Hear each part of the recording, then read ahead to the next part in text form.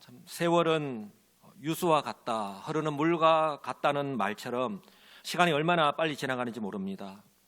벌써 이 겨울잠을 자던 개구리도 깨어난다는 경칩이 지나갔습니다. 새벽에는 아직 날씨가 이렇게 조금 차갑기는 하지만 그래도 낮에는 기온이 10도 이상 올라가는 따뜻한 봄이 왔습니다.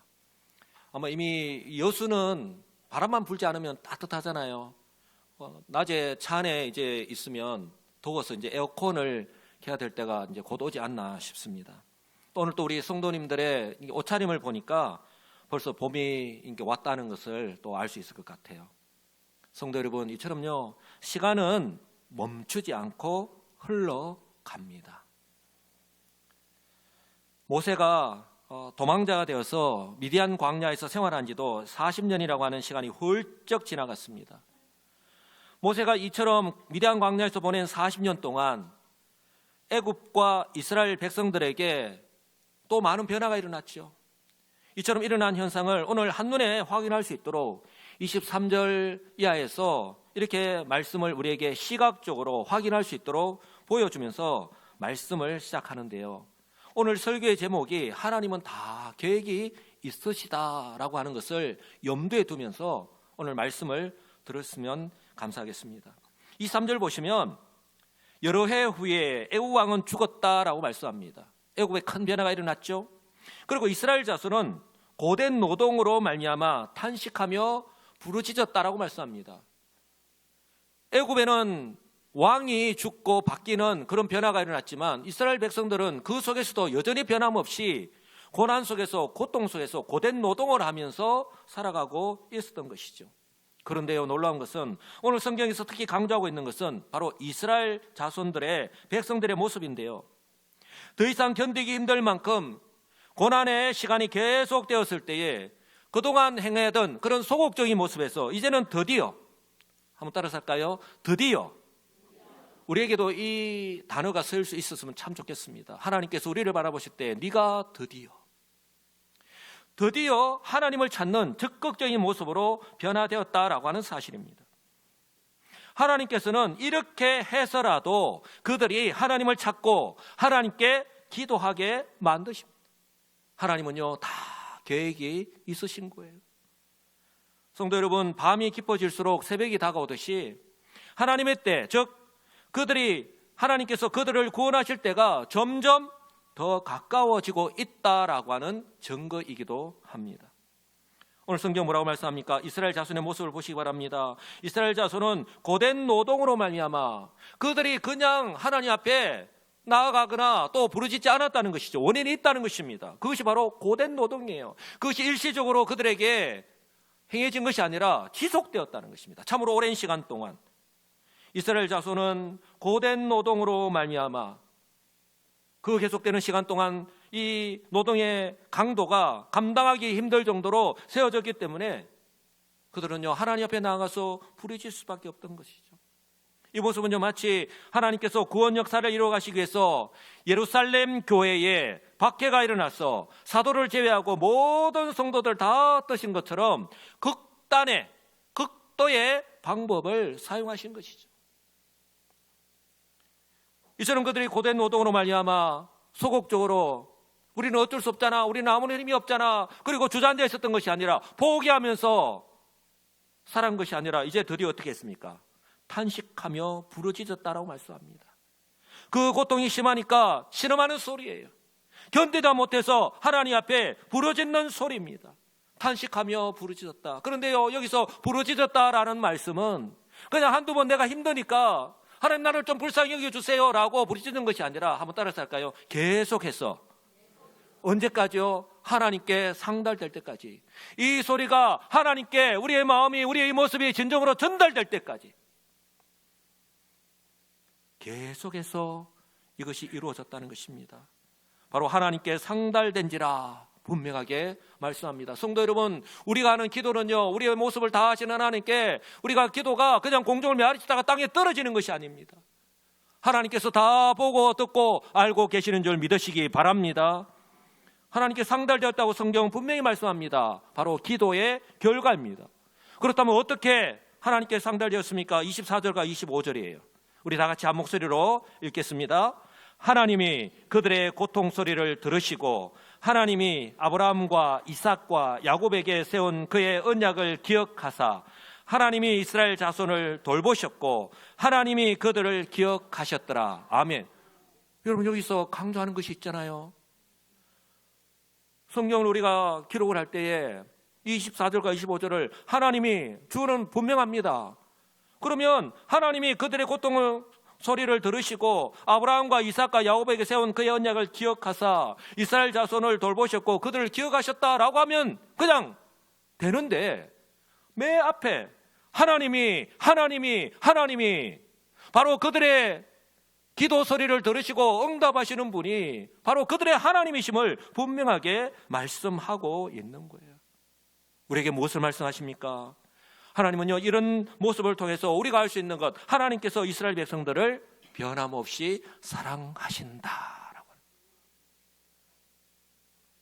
이것이요, 시간이 지나도, 환경이 바뀌어도, 그들이 비록 부족하고 연약해도 아무런 상관이 없는 거예요. 변함이 없다라고 하는 사실입니다. 때로는 그들이 고통 가운데 있을 때에, 마치 우리 부모가 우리의 자녀들이 자라날 때에 때로는 성장하는 과정에서 아이들이 일어나다가 넘어질 때도 있어요. 때로는 넘어질 때에 스스로 일어날 때 기다릴 때 있습니다. 지켜볼 때가 있어요. 때로는 넘어져서 상처날 때에 스스로 그것을 툭툭 털고 일어날 때 기다릴 때가 있어요. 그러나 어느 순간이 지나면, 다 때가 되면 그때는 가서 일으켜 세워준다는 거예요. 왜? 내가 너 가까이에 있다라는 거예요. 엄마가, 아빠가. 오늘 우리 부모님의 관심이 우리 사랑하는 자녀에게 향해 있듯이, 그래서요, 눈을 떼지 않으시고 그 귀가 자녀를 향해서 언제나 활짝 열려 있잖아요.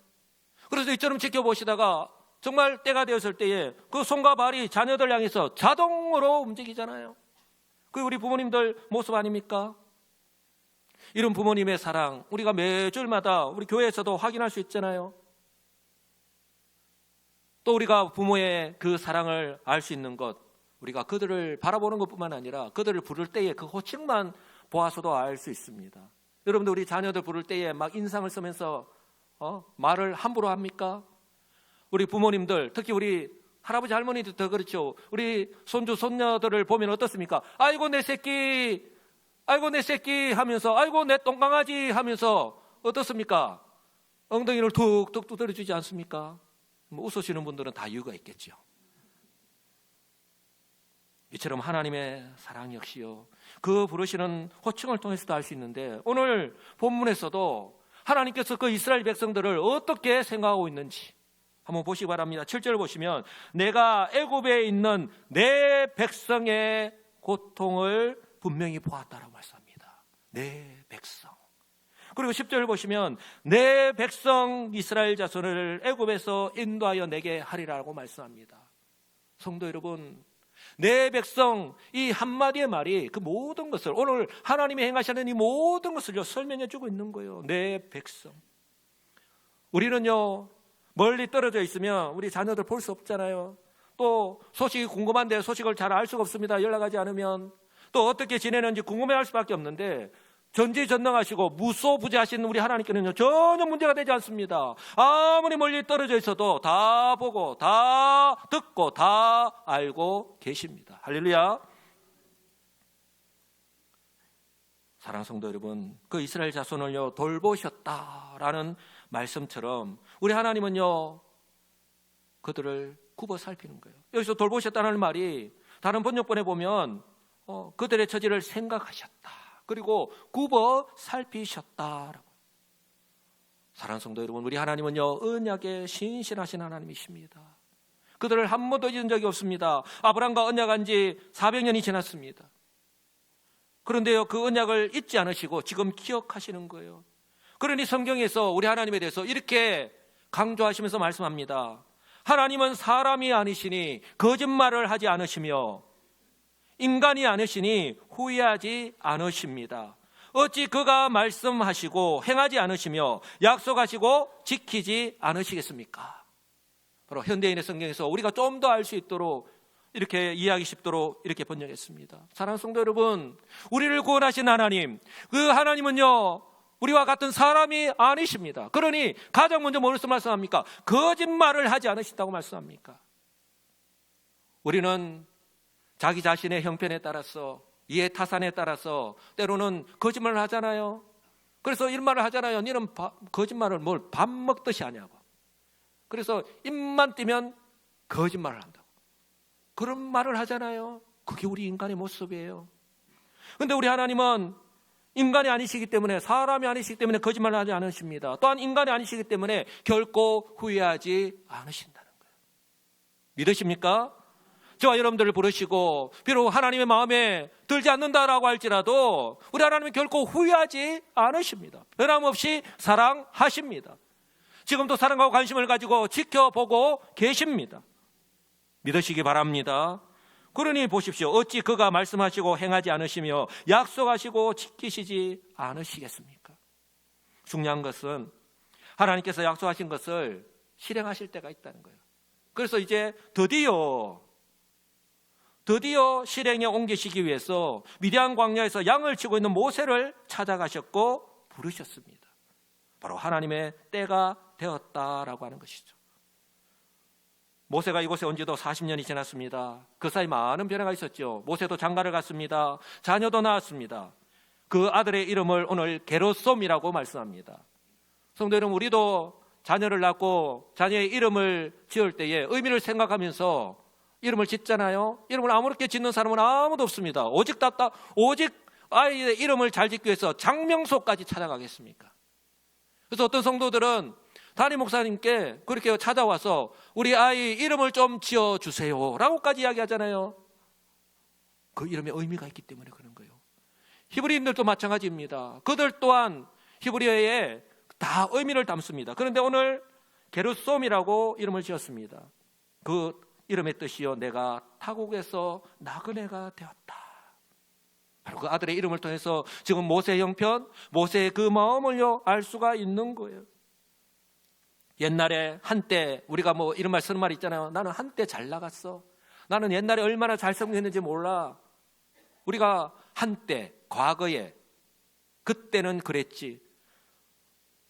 옛날에요 그 누구보다도 잘 나가던 애굽의 왕자가 광야에서요 이제 장인의 양떼를 치는 목자가 되었고 나이 또한 80세가 된 거예요. 그런데요 이 모세 자신도 자신이 양을 치려는 목자가 되리라고는 전혀 몰랐지만 피할 수 없는 현실이 되어버리고 말았죠. 그러던 어느 날 모세가요 양떼를 이끌고 광야 서쪽으로 갔는데 바로 호렙산까지 간 거예요.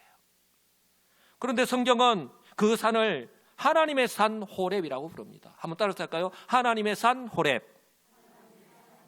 성경에서 이렇게 명명할 때는 다 이유가 있는 거예요. 왜 그 호렙산을 하나님의 산 호렙이라고 불렀을까? 그 이유는요 모세가 이곳에서 하나님을 직접 만났기 때문이에요. 이곳에서 사명을 부여받았기 때문입니다. 그리고 하나님께서 이곳에서 나중에 그 이스라엘 백성들에게 십계명과 율법을 부여하시잖아요. 얼마나 중요한 것인지 모릅니다. 오늘 2절 이하의 말씀을 보시면 하나님께서 이곳에서요 모세를 기다리고 있었습니다. 하나님께서 모세가 이곳으로 양떼를 끌고 오실 것을 다 알고 미리 그곳에서 딱 기다리고 있었던 거예요. 우연히 일어난 일이 아니라는 것입니다. 드디어 때가 된 거예요. 하나님의 때, 바로 모세를 통해서 이스라엘 백성들을 애굽에서 구원하실 때, 하나님께서 일하실 때, 바로 구원 역사를 실행하실 때가 된 것이죠. 성도 여러분, 저와 여러분들이요 예수를 믿고 구원받은 것도 마찬가지입니다. 바로 저와 여러분들의 그 시간표 가운데에, 저와 여러분들의 계획표 가운데에 나는 언제 예수를 믿고 구원받을 것이다 시간표에 없었습니다. 저와 여러분의 시간표가 아니라 바로 하나님의 시간표인 거예요. 하나님의 때에 하나님의 은혜로 저와 여러분들의 예수를 믿고 구원받은 줄 분명히 믿습니다. 오늘 모세가 여호와 하나님을 만나는 그 과정을 한번 보시기 바랍니다. 사명을 부여받는 그 장면을 한번 보시기 바랍니다. 정말 드라마틱합니다. 자, 떨기나무에 불이 붙었습니다. 그럼 우리가 나무에 불이 붙으면 어떻습니까? 잘 타잖아요. 타가지고 나중에 다 타고 jet밖에 남지 않습니다. 그 나무가 없어요. 타고 없습니다.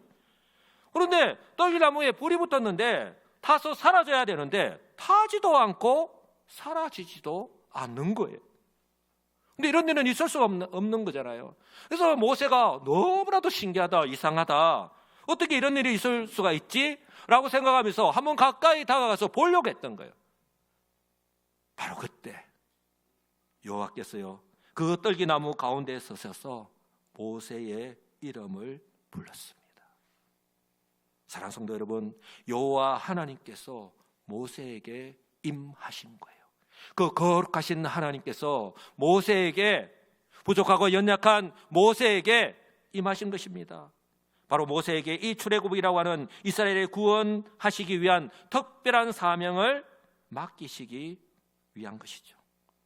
사랑하는 성도 여러분, 오늘 이 장면은요, 마치 구약 이스라엘의 역사 가운데에 이후에 일어난 일이지만, 분열왕국 시대, 즉 솔로몬이 죽고 난 이후에 북이스라엘과 남쪽 유다로 나뉘게 됩니다. 그때도 우리 하나님은요, 변함없이 구원 역사를 이루어 가셨습니다.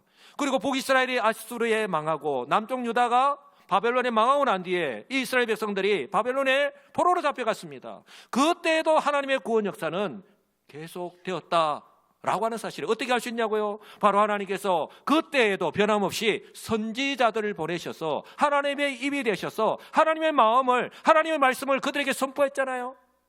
특히 북이스라엘의 사역 가운데에 호세아 선지자를 부르실 때의 모습이에요. 오늘 모세를 부르실 때와 또 동일합니다. 우시아와 요담과 아하스와 히스기야가 이어 유다 왕이 된 시대, 곧 요아스의 아들 여로보암이 이스라엘의 왕이 된 시대에 보에리의 아들 호세아에게 임한 여호와의 말씀입니다. 호세아에게 북이스라엘이 점점 망해져가는 그때에도 임하셔서 하나님께서 말씀하신 거예요. 그리고 남쪽 유다는 어떻습니까? 예레미야를 부르실 때의 모습입니다. 아몬의 아들 유다 왕 요시야가 다스린 지 13년에 여호와의 말씀이 예레미야에게 임하였고 라고 말씀합니다. 그리고 바벨론 포로 시기에도 마찬가지입니다. 갈대아 땅, 바로 바벨론 땅을 말하는 거예요. 갈대아 땅 그발 강가에서 여호와의 말씀이 부시의 아들 제사장 나에스겔에게 특별히 임하였다라고 말씀을 하고 있습니다. 사랑하는 성도 여러분, 오늘 모세를 부르실 때 그동안은요, 우리 하나님께서 모세에게 직접 나타나지 않으셨습니다. 그럼에도 불구하고 역사하셨잖아요. 모세가 태어났을 때에 모세는 죽을 수밖에 없는 그런 환경이었잖아요. 그런데 처음에는 산파를 통해서, 나중에는 어떻습니까? 다 날강에 버려서 죽이라고 했을 때는 그 엄마와 그리고 누나를 통해서, 그리고 애굽 왕의 바로의 공주를 통해서 모세를 살리셨잖아요. 그렇게 역사하셨습니다. 그런데요, 지금은 어떻습니까? 이제 때가 되었기 때문에 하나님께서 직접 모세에게 나타나신 것입니다. 그리고요, 모세에게 직접 이름을 불러주셨습니다. 모세야, 모세야. 이제 때가 되었다는 것이죠. 하나님께서 아브라함을 믿음을 시험하실 때도 마찬가지입니다. 아브라함아, 아브라함아, 이제 내가 네 마음을 안다, 네 중심을 안다라고 부르실 때도 마찬가지입니다. 저는 이 장면을 보면서요, 시인 김춘수님의 꽃이라는 시가 생각이 났습니다. 아마 여러분들 이 김춘수님의 꽃이라고 하는 시는 잘 아실 거예요. 그런데 오늘 이 부분과 너무 비슷한 부분들이 있어서 한번 제가 살펴봤는데요. 내가 그의 이름을 불러주기 전에는 그는 다만 하나의 몸짓에 지나지 않았다, 그렇게 시작을 합니다. 하나님께서요, 모세를 부르지 않았을 때, 부르시기 전에는요, 이 모세의 존재는 그저 한 사람의 개인으로 존재하였습니다. 아직 그 정체성이 확립되지 않은 상태였습니다. 그러나 어떻습니까? 내가 그의 이름을 불러주었을 때에 그는 나에게로 와서 꽃이 되었다. 이름을 불렀을 때에 비로소 자신의 존재를 인식하고 그 정체성을 깨닫게 되었기 때문이에요. 성도 여러분, 꽃은요, 아름다움뿐만 아니라 생명을 나타내기도 하잖아요.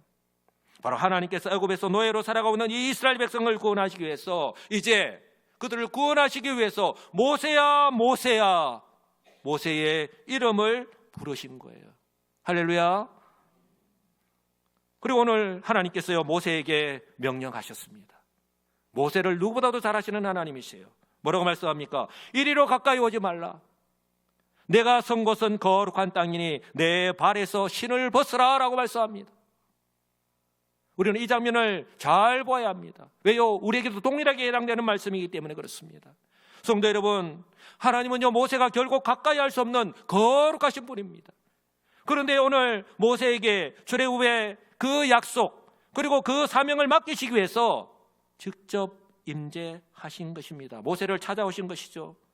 그러므로 오늘 하나님께서 가까이 오지 말라, 내가 선 곳은 거룩한 땅이다, 내 발에서 신을 벗으라라고 말씀하신 것처럼 자신의 그 모습을 우리가 바로 깨닫고 오늘 모세가 신을 벗고 엎드려서 자신을 낮추고 그 하나님을 높여야 하는 것처럼 저와 여러분들 역시요, 먼저 신을 벗고 우리 자신이 얼마나 연약한지, 그럼에도 불구하고 나를 사랑하시는구나, 그럼에도 불구하고 하나님이 나를 사용하시기를 원하시는구나, 그것을 깨달아 알아야 되는 거예요. 그리고 이 신을 벗는 이 장면, 이 고대 근동 지방에서는요, 그때는 바로 지금까지는 모세가 자신의 뜻대로 자신의 자유롭게 살았지만 이제부터는 하나님의 종으로 살아야 한다.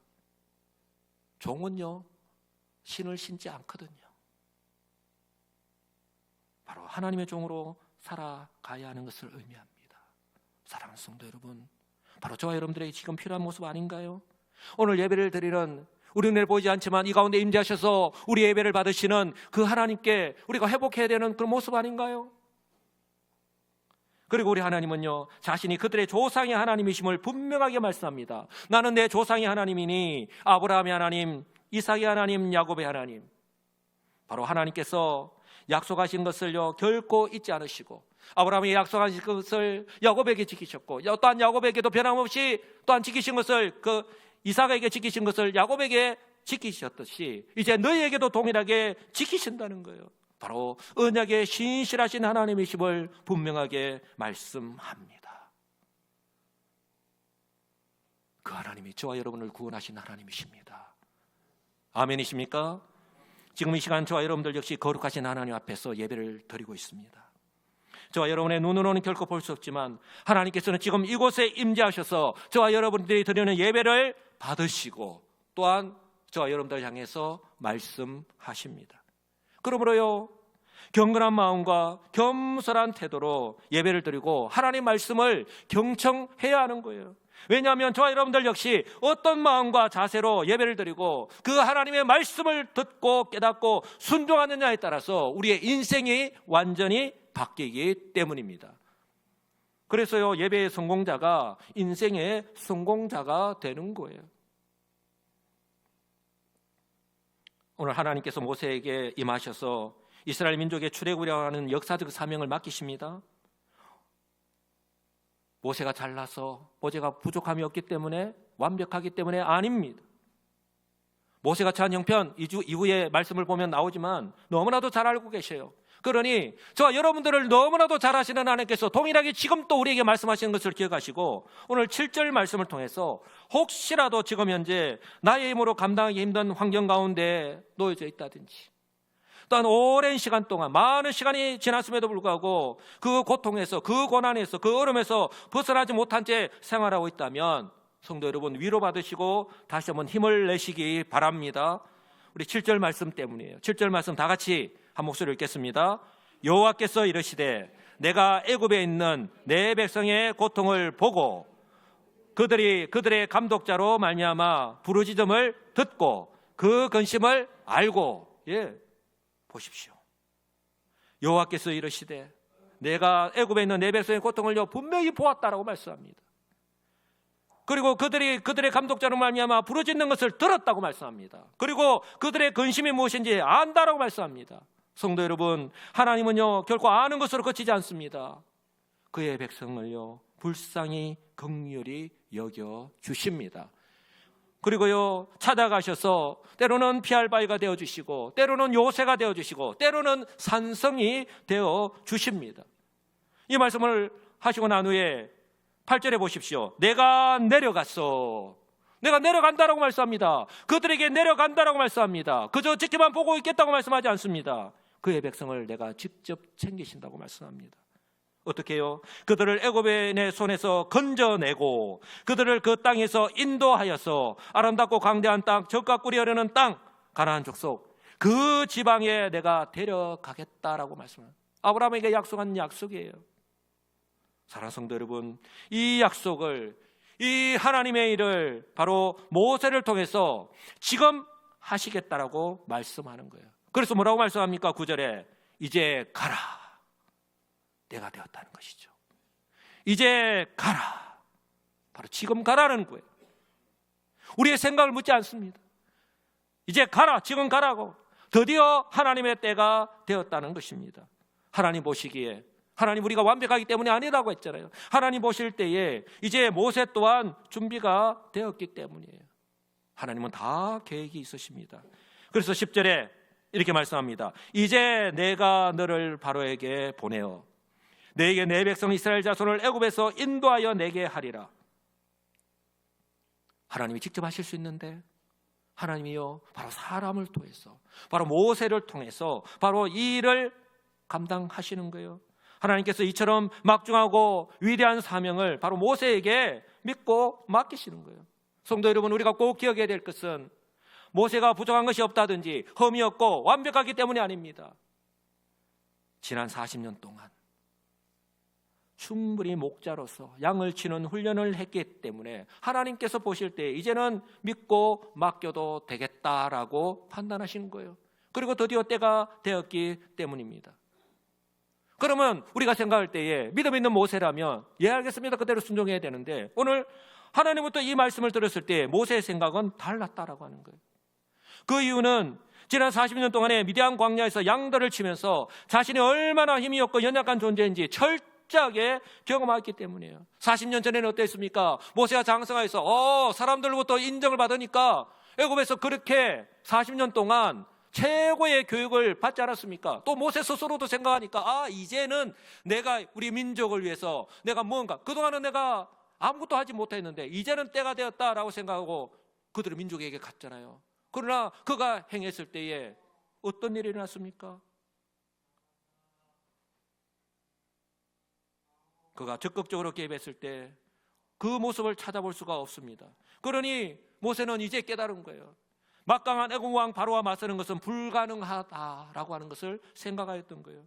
그리고 애굽 왕 바로가 얼마나 무자비한 사람이라는 사실을 너무나도 잘 알고 있었기 때문이에요.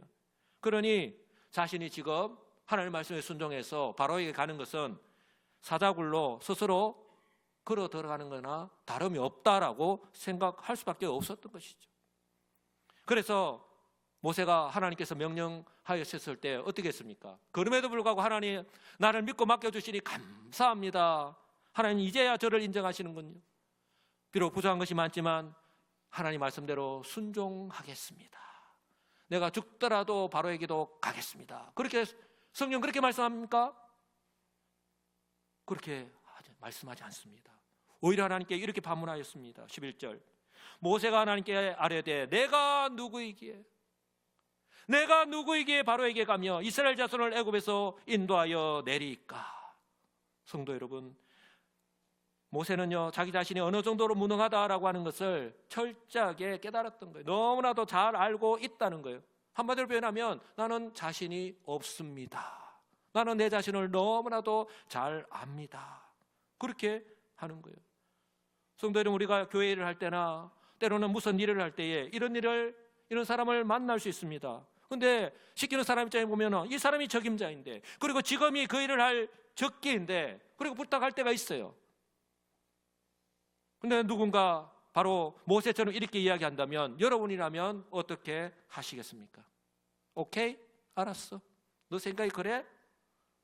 뭐 너의 생각이 그렇다면 어쩔 수 없지. 뭐 한번 쿨하게 그렇게 포기하고 마시겠습니까? 이 사람이 아니면, 아니 이 사람이 적임자인데.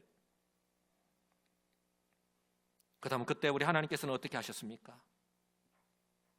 놀랍게도 우리 하나님께서 모세를 설득하기 시작하셨습니다. 성도 여러분, 놀랍지 않습니까? 하나님 뭐가 아쉬워서, 하나님께서 뭐가 아쉬워서 지금 모세를 설득하기 시작하십니까? 뭐가 답답해서? 그냥 내버려 두시면 되는데.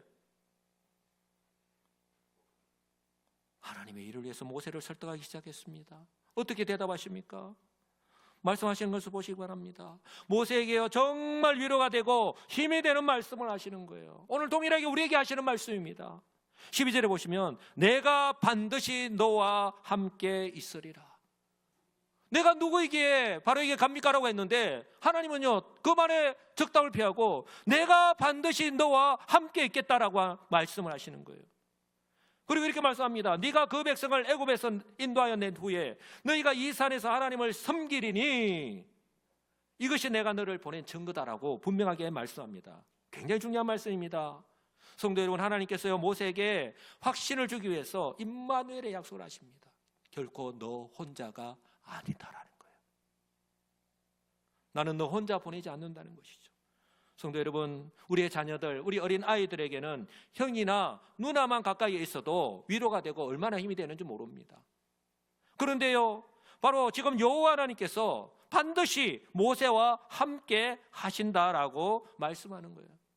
그러니까 이 모세는요 염려할 필요가 전혀 없습니다. 그리고요 우리 하나님이 그냥 대충 말씀하신 게 아니에요.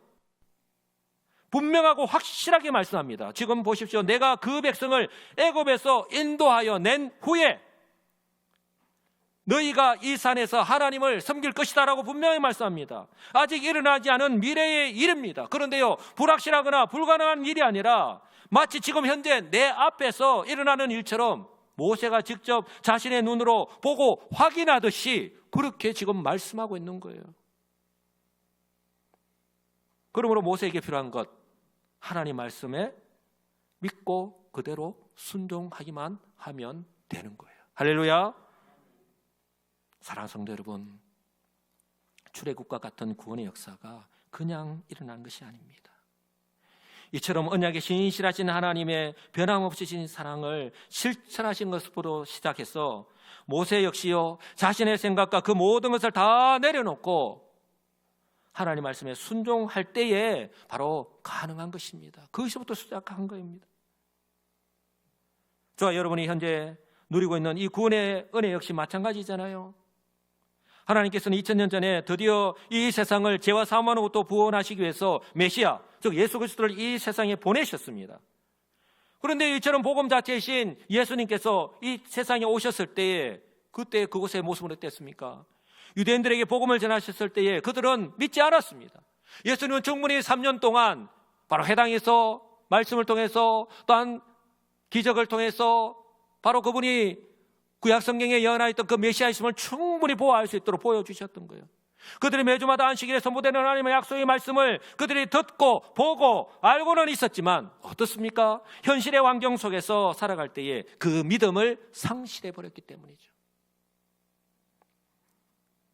그러나 그 가운데서도 우리 주님께서 하신 말씀을 듣고 회개하고 주님을 믿고 따랐던 사람들은요 다 구원을 받았다라고 하는 사실을 우리는 꼭 기억해야 됩니다. 저와 여러분들 역시 오직 예수는 그리스도이심을 믿음으로 구원을 받은 줄 믿으시기 바랍니다. 저와 여러분들이 잘났기 때문이 아니에요. 똑똑하기 때문이 아닙니다. 저와 여러분들이 무슨 구원받을 만한 그런 자격이 되어서가 아니라고 하는 사실을 꼭 기억하시기 바랍니다. 사랑하는 성도 여러분, 이처럼 구원하신 저와 여러분들 한 사람 한 사람, 우리 하나님께서는 다 우리 한 사람 한 사람을 향한 계획을 가지고 계심을 믿으시기 바랍니다. 믿으십니까? 하나님은요 지금도 저와 여러분 한 사람 한 사람을 주목하고 계십니다. 그러니 저와 여러분의 그 고정관념에서 내가 옳다고 믿는 것, 여러분의 그 고정관념에서 벗어나서 지금 또 나에게 변함없이 말씀하시는 그 하나님의 음성에 귀를 기울이시고 오직 믿음으로 순종하시는 성도들이 되시기 바랍니다. 꼭 기억하시기 바랍니다. 하나님께서는 오늘 또 내일 또 언제나 변함없이 저와 여러분과 함께 하십니다. 그리고요 말씀대로 겸손하게 순종하는 그 사람과 함께 일하시고, 비록 우리는 부족하지만 연약하지만 바로 우리를 통해서 겸손하게 순종하는 우리를 통해서 그 하나님의 능력을 드러내십니다. 저와 여러분 한 사람 한 사람이 우리 하나님께서 찾으시고 사용하시는 이런 믿음의 사람들이 다 되시기를 우리 주 예수 그리스도의 이름으로 간절히 축복합니다. 아멘.